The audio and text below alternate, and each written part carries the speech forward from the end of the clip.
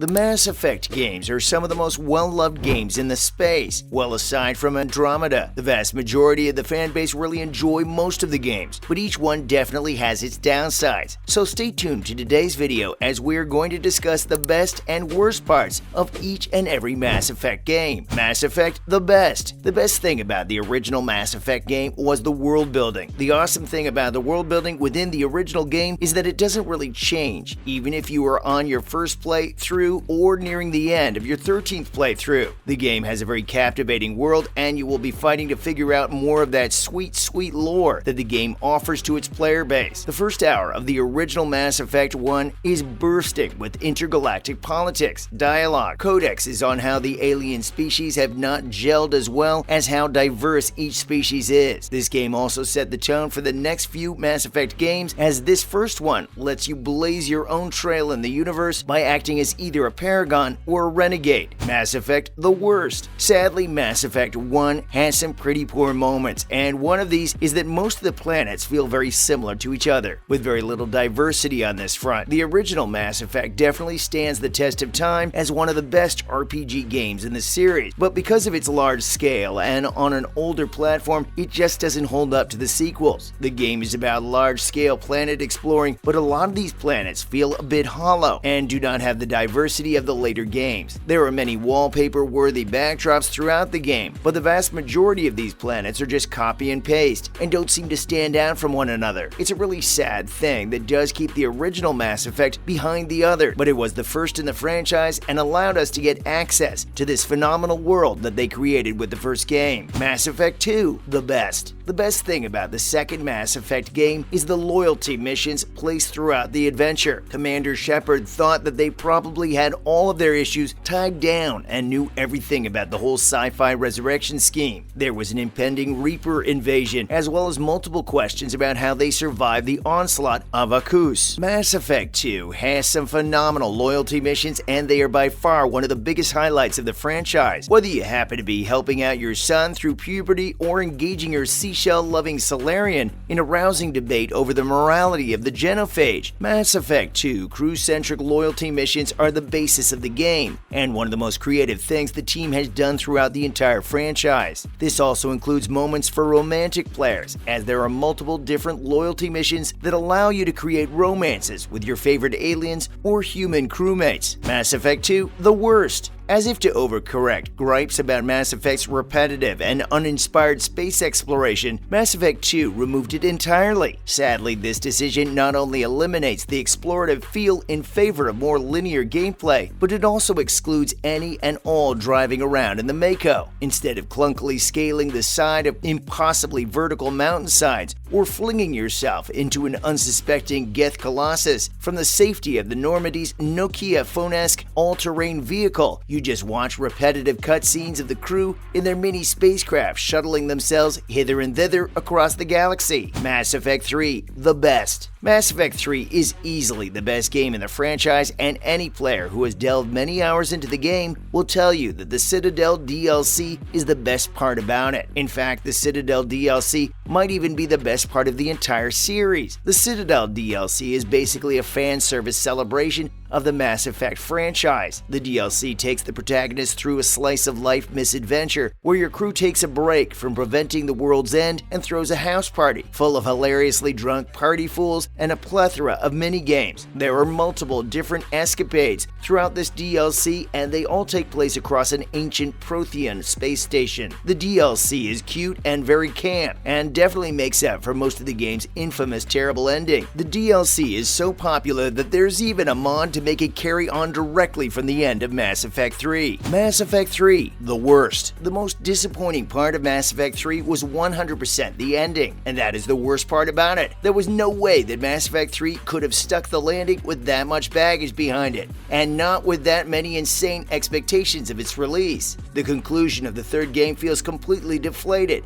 and just does not wrap up the story at all. The 150-hour-long, messy, complicated tale through all of these three games culminate in a very awful finale about the inalienable power of fate. The ending definitely didn't undermine anything players had experienced prior, but did not give them that oomph of a loved finale that many games have. Mass Effect Andromeda, the best. Thanks to the Frostbite 2 engine, Mass Effect Andromeda's combat is the crispest the series has ever been, detonating biotic attacks, maneuvering around crowds of enemies, and stringing together squad attacks is all seamless. When you aren't ragdolling fools with your biotics, traversing planets in your Nomad, this game's Mako is a downright delight. Any time spent crammed in the Nomad is filled with banter from your squad mates. Not only will they comment on your shoddy driving, but they'll also make asides about whatever planet you're on, and more importantly, your love life. God bless. Mass Effect Andromeda, the worst. You might have thought that in this section, for the worst part of Mass Effect Andromeda, we would put the entire game. However, we aren't going to do that, as it's a bit too generic to wrap up this side of the video. Instead, we're going to be talking about the aliens of the game. Aside from the horrendous state of Mass Effect Andromeda's original release, how on earth does the game only offer players 3 new alien races within a franchise full of hundreds of them? Many players were completely deflated by this idea, and that they weren't getting many new aliens even in a brand new galaxy. The only 3 we have are Ket, Angara, and Remnant, which means only 3 in this entire galaxy. Though the game probably had planned DLC originally, after its terrible launch and service system, BioWare announced that they would not be putting out any DLC for Andromeda. This then buried all hope for receiving a consolation prize of finding a brand new alien race in a DLC of some sorts. Mass Effect Andromeda was definitely the worst game in the franchise and is one of the worst video game releases of all time. It's fondly remembered for its terrible physics and overall terrible gameplay design. The graphics were terrible, and every system implemented that was new was terrible to say the least. And that's all we have for this topic in today's video. It's hard to hear the name BioWare without conjuring up some image for Mass Effect, its groundbreaking series of sci-fi RPGs. Mass Effect was pretty damn good, whether you were in it for its smooch-able aliens, expansive world building, or its choice-driven gameplay. Mass Effect had a little bit of something for everyone, and with a new game on the horizon, anticipation is at an all-time high for BioWare to breathe new life into the beloved franchise. It's really awful to see such a phenomenal franchise fall down into the gutter with its last release. Though each game is seen as pretty good amongst the fanbase, there are definitely some parts of each game that we covered today that are outliers. Each of the worst elements we spoke about today do not destroy the game completely, aside from Mass Effect Andromeda. The original 3 Mass Effect games are well loved, and what got people into loving this franchise in the first place. We hope that the next Mass Effect game is going to turn everything around, as many players who fell in love with the series want things to go back to where they were. We hope that you enjoyed today's video on the best and worst things of every Mass Effect game, even including something as dreadful as Mass Effect Andromeda. Please let us know down in the comment section below your thoughts on all of this, and also tell us which Mass Effect game is your favorite and which one has the worst elements according to you. And that's the end of today's video. Hopefully you enjoyed this latest video. If you did, would you please let us know down in the comment section below? It would be very helpful. Make sure to like this video, comment down below, and of course subscribe to the channel with the notification bell rung. Thank you for watching today's video. Bye!